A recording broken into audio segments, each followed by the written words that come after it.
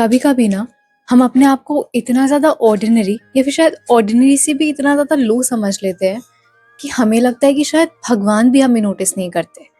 पता है, school time में जब लोग मुझे ये बोल के क्रिटिसाइज करते थे या फिर जब मुझे ये सब सुनने को मिलता था कि मैं कितनी ज़्यादा पतली हूँ और जब लोग मुझे इस बेसिस पे जज करते थे, तो मुझे शायद लगता था कि मुझ में कोई बहुत बड़ी कमी है। एंड आई थिंक मैं उस वजह से बहुत ही ज़्यादा अंडर कॉन्फिडेंट फील करती थी। किसी भी कंपटीशन में पार्टिसिपेट करने से, किसी भी शोज़ में पार्टिसिपेट करने से, स्टेज के ऊपर चढ़ने से इतना ज़्यादा अंडर कॉन्फिडेंट फील करने लग गई थी कि मुझे अपने ऊपर बिल्कुल भी कॉन्फिडेंस या बिल्कुल भी भरोसा नहीं रह गया था। आपको पता है टाइम ने मुझे क्या सिखाया? टाइम ने मुझे ये चीज़ सिखाई कि लोगों को इम्प्रेस करने से या फिर ये सोचने से कि लोग क्या सोचेंगे, इससे हमारा टाइम वेस्ट होता है और कुछ भी नहीं। इसलिए मैंने लोगों को इम्प्रेस करने की बजाय मैंने उस बात पे फोकस किया जिस बात पे हम सबको फोकस करना चाहिए। तब मैंने ये रियलाइज़ किया कि लोगों के पीछे जाने से बेहतर है, लोगों को खुश करने से बेहतर है कि हम भगवान को ढूँढें। हम ये समझें कि असल में भगवान है क्या? मतलब हम भगवान के करीब जाएँ, हम उनको जानें। और जब मैं इस लाइन में जाने लगी ना, तो धीरे-धीरे आप रियलाइज़ नहीं करेंगे कि वो सारी चीज़ें जो इफ़ेक्ट करती थी ना, वो सारी चीज़ें इफ़ेक्ट करना बंद करती गई। और अभी मैं जैसी भी हूँ, लोग जो कुछ भी मुझे बोलते हैं, मुझे लिटरली फ़र्क नहीं पड़ता। कभी ऐसा होता है कि स्कूल में एनुअल डे है, आपको कोई ड्रेस पहननी होती है और वो जो ड्रेस है ना, वो सबको फिट बैठती है। लेकिन आप इतने ज़्यादा पतले हो कि आपको वो ड्रेस फिट नहीं बैठती और आपको उसको फिट करने के लिए आपको सेफ्टी पिन्स लगानी पड़ती हैं और आपको मतलब अलग-अलग चीज़ें की एडजस्टमेंट्स करनी पड़ती हैं। और फिर लोग बोलते हैं कि यार तू कितनी ज़्यादा पतली है। जब लोग आप अपने हाथ से आपका हाथ कंपेयर करके देखते हैं, मेज़र करके देखते हैं और वो देखते हैं कि यार देख तेरा हाथ कितना ज़्यादा पतला है। मतलब ये जो छोटी-छोटी चीज़ें होती है ना, ये आपको इफ़ेक्ट करना बंद कर देती है। ये शायद आपको अभी सुनने से ऐसा लग रहा होगा कि ये छोटी-सी तो चीज़ है, पर असल में जिसके साथ ये सारी चीज़ें होती हैं, उसको पता होता है कि उसको कैसा फ़ील होता है। आपको पता है जब मैंने भगवान को ढूँढना शुरू किया ना, जब मैं इन सारी चीज़ों से हट के अपना माइंड एक जगह कॉन्सन्ट्रेट किया ना, तब मुझे ना एक बात पता चली।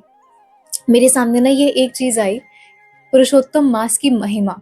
और जब इसकी बैक स्टोरी मुझे पता चली ना कि कैसे इस मास को, इस महीने को पुरुषोत्तम का नाम मिला, तब सच में मेरी पूरी की पूरी सोचने का तरीका, सोचने का नज़रिया ही बदल गया था। जिसको सबने रिजेक्ट कर दिया था, जिसको सब लोग क्रिटिसाइज़ कर रहे थे, भगवान ने उसका हाथ थामा था।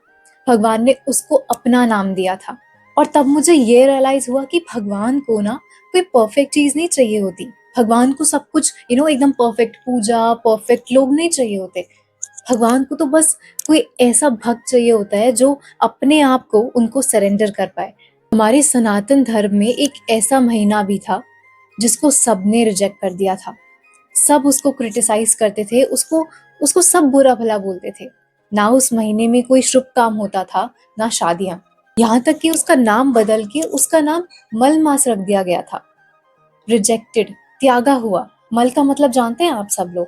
वो चीज़ जो कि गार्बेज जैसी हो, वो चीज़ जो कि एक्स्ट्रा हो, वो चीज़ जो कि फेंकने वाली हो। सारे महीनों में से जब कुछ-कुछ दिन हटा के एक अलग महीना बनाया गया, तो वो सारे महीनों का एक फेंका हुआ कुछ गार्बेज था।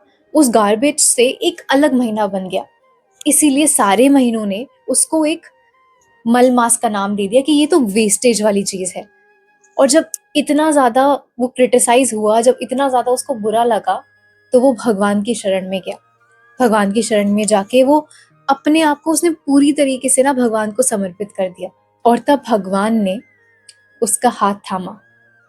भगवान ने कहा कि जिसका कोई नहीं होता ना, अगर वो मेरी शरण में आ जाए, तो मैं उसका साथ कभी नहीं छोड़ता। भगवान ने उसको अपना नाम दिया। जो मास पहले मल मास के नाम से जाना जाता था, वही मास आज पुरुषोत्तम मास के नाम से जाना जाता है। जिस मास में पहले कोई भी शुभ कार्य नहीं होते थे, उस मास में कोई भी कार्य कर लो तो उसका 1000 गुना ज्यादा फल मिलता है। जो मास सारे मासों में सबसे ज्यादा निचला भाव रखता था, वो मास अब सारे मासों से सबसे ज्यादा अधिक सर्वश्रेष्ठ हो गया। आपको पता है भगवान को ना हमें इम्प्रेस करने की जरूरत नहीं पड़ती।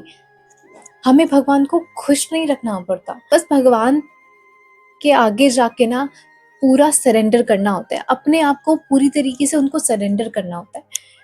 मैं जो भी काम कर रहा हूँ ना, बस आपको याद करके कर रहा हूँ। मैं कुछ अच्छा कर रहा हूँ या मैं कुछ बुरा कर रहा हूँ, मैं जैसा भी हूँ ना, मेरे मन में जैसे भी विचार आ रहे हैं ना, अच्छे हों बुरे हों, वो सब मैं नहीं जानता, लेकिन मैं आपका हूँ। मैं पूरी तरीके से आपका हूँ और आप मेरे हो। आपको ना बस पूरी तरीके से ना उनको सरेंडर करना है अपने आप को। जब आपके मन में ये वाली फीलिंग आ जाती है ना कि आप उनके पास हमेशा कोई चीज़ माँगने नहीं जा रहे। आप उनके पास इसलिए नहीं जा रहे कि आज आपका एग्ज़ाम है, आप उसमें पास होना चाहते हो। आप उनके पास इसलिए नहीं जा रहे कि आज आपका इंटरव्यू है, आप उसमें सेलेक्ट होना चाहते हो।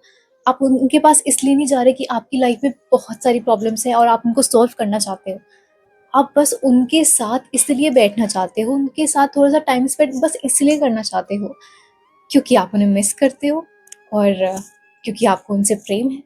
आपको पता है, जब आप भगवान के पास किसी मतलब से ना जाके सिर्फ़ इसलिए जाएँ क्योंकि आप उनके पास सच में जाना चाहते हैं, उनके साथ बैठना चाहते हैं, उनके साथ थोड़ी-सी बातें करना चाहते हैं, थोड़ा थोड़ा वक़्त गुज़ारना चाहते हैं। जब आपको उनसे सच्चा प्रेम हो जाता है ना, तब भगवान सच में कुछ नहीं देखते। ना कोई रूल्स, ना कोई रेगुलेशंस, वो देखते हैं तो बस ये कि जो मेरा भक्त है ना, वो बस खुश रहना चाहिए, सुखी रहना चाहिए, उसको कोई भी दिक्कत नहीं होनी चाहिए। मलमास को तो दुनिया ने एक एक्स्ट्रा, एक गार्बेज मंथ बना के रख दिया था।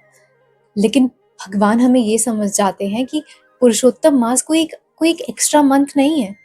ये एक मैसेज है, एक ऐसा मैसेज जिसमें भगवान हमें ये बताना चाहते हैं कि अगर तुम्हें पूरी दुनिया भी रिजेक्ट कर दे ना, तब भी वो एक ऐसे हैं जो जो तुम्हें एक्स्ट्रा ऑर्डिनरी बना सकते हैं। पर याद रखना, भगवान हमेशा उसी का हाथ थामते हैं जो उनको अपने आप को पूरा समर्पित कर देता है। आई होप कि इस छोटे से मैसेज ने आपकी लाइफ का कुछ ना कुछ एक इशू सॉल्व किया हो। तो मिलते हैं ऐसी ही और वीडियोस के साथ। तब तक के लिए आप चैनल को सब्सक्राइब कर दीजिए और मेरी प्रीवियस वीडियोस जाके देखना मत भूलिए। तब तक के लिए बाय बाय, राधे राधे।